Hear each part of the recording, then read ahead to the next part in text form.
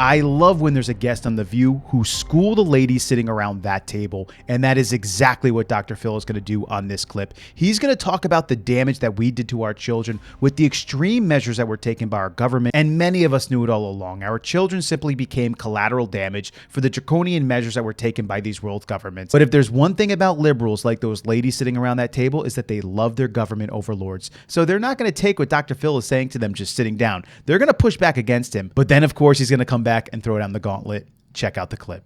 Like 08, 09, smartphones came on, and kids they stopped living their lives and started watching people live their lives. And so we saw the biggest spike and the highest levels of depression, anxiety, loneliness, and suicidality since records have ever been kept. And it's just continued on and on and on.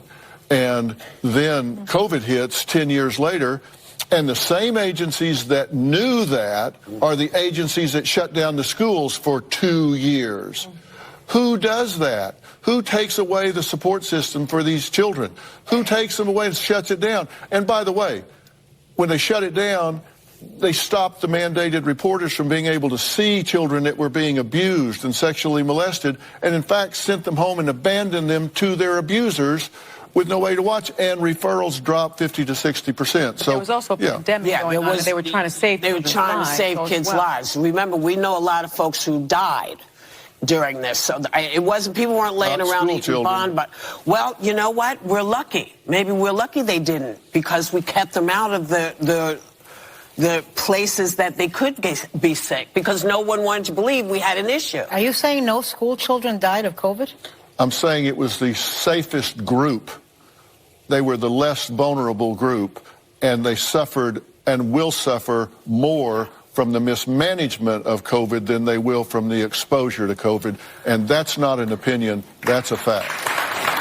Well, now, let me disagree with Dr. Phil here a little bit. I do like the fact that he takes these ladies to tasks and he does give them some facts, but he takes the angle that it's the school districts who were like these saviors to the children. The mandated reporters of the schools were helping make sure that children weren't being abused, and when they were shut down, we saw this skyrocket. Now, that may be true, but in my opinion, the school systems are not the saviors of these children. In fact, in many cases, for a lot of these kids, the schools are, in some cases, the worst place for these kids to be. I can say that for a fact for myself. The safest place for my kids is at home.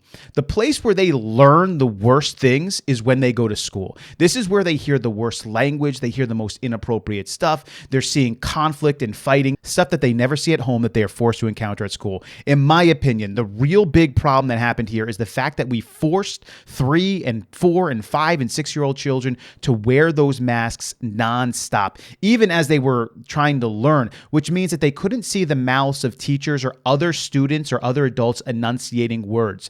This caused a lot of speech problems, a lack of educational development, and regression in some cases. It also caused social anxiety. I remember when the mask mandates lifted, we had so many kids in the school districts who would not remove their masks, not because they thought that they were helping them or keeping them safe, but because they had a fear of showing their face, their lower face, to individuals. It was a social anxiety, a phobia that they had developed over time, and kids are still dealing with this today. And how much did those things actually help these children out? Not much at all. Dr. Phil is giving the truth when he is saying that it was children who were impacted the least by COVID. And in fact, they knew this early on, which is the reason why they said, well, they're going to bring it home to grandma and grandpa. They had to come up with a different excuse, a different reason to subject our children to this, because they knew the truth. But these liberal ladies, they just can't let their government overlords go without trying to defend them. We have to lift these people up. Even if they made massive mistakes and errors and harmed large groups of people,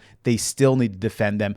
But Dr. Phil got the last one on this, and he actually got the entire audience to clap for him against these liberal ladies, which is a big deal, because if that audience is not, the normal people of the world, if that audience is clapping for what Dr. Phil is saying, then these ladies need to recognize it's time to stop defending the garbage that occurred during this time period. What is your thoughts on this? Leave your comments below. I'll catch you in the next video.